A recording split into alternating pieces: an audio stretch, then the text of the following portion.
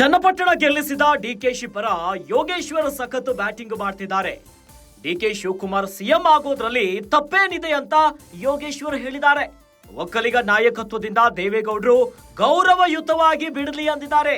DK Shivakumar ಅವರಿಗೆ ಅವರದ್ದೇ ಆದಂತಹ ಸಾಮರ್ಥ್ಯ ಇದೆ.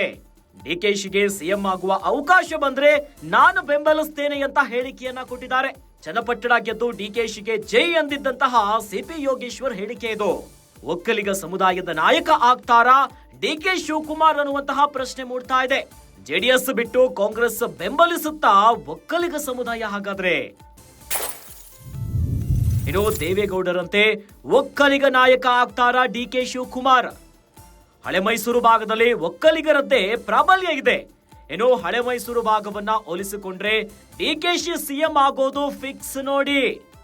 ರಾಜ್ಯದ ಬೈ ಎಲೆಕ್ಷನ್ ಅಲ್ಲಿ ಭಾರಿ ಕುತೂಹಲವನ್ನ ಮೂಡಿಸಿದ್ದ ಚನ್ನಪಟ್ಟಣ ಕ್ಷೇತ್ರದಲ್ಲಿ ಕಾಂಗ್ರೆಸ್ ಅಭ್ಯರ್ಥಿ ಸಿಪಿ ಯೋಗೇಶ್ವರ್ ಭರ್ಜರಿಯಾಗಿ ಗೆಲುವನ್ನ ಕಂಡುಕೊಂಡಿದ್ದಾರೆ. ಈಗ ಡಿಕೆ ಶಿವಕುಮಾರ್ ಸಿಎಂ ಆಗೋದ್ರಲ್ಲಿ ತಪ್ಪೇನಿದೆ ಅಂತ ಡಿಕೆಶಿ ಪರವಾಗಿ ಬ್ಯಾಟಿಂಗ್ ಮಾಡ್ತಿದ್ದಾರೆ ಸಿಪಿ ಯೋಗೇಶ್ವರ್. ಇನ್ನು ಒಕ್ಕಲಿಗ ನಾಯಕತ್ವದಿಂದ ದೇವೇಗೌಡರು ಗೌರವಯುತವಾಗಿ ಬಿಡಲಿ ಆ ಒಂದು ಸಾಮರ್ಥ್ಯ ಡಿಕೆ ಶಿವಕುಮಾರ್ ಅವರಿಗೆ ಇದೆ. ಡಿಕೆ ಶಿವಕುಮಾರ್ ಅವರು ಸಿಎಂ ಆಗೋದ್ರಲ್ಲಿ ಅವಕಾಶ ಬಂದ್ರೆ ಅಂತದ್ರಲ್ಲಿ ಏನು ತಪ್ಪಿದೆ, ನಾನು ಬೆಂಬಲಿಸ್ತೇನೆ ಅನ್ನುವಂತ ಬ್ಯಾಟಿಂಗ್ ಮಾಡ್ತಿದ್ದಾರೆ.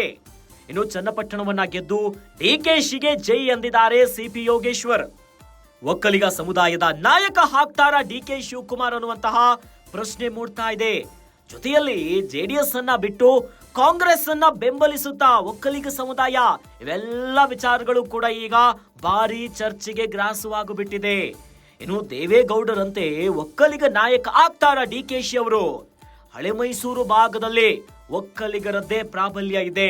ಇನ್ನು ಹಳೆ ಮೈಸೂರು ಭಾಗವನ್ನ ಹೋಲಿಸಿಕೊಂಡ್ರೆ ಡಿಕೆಶಿ ಸಿಎಂ ಆಗೋದು ಫಿಕ್ಸ್.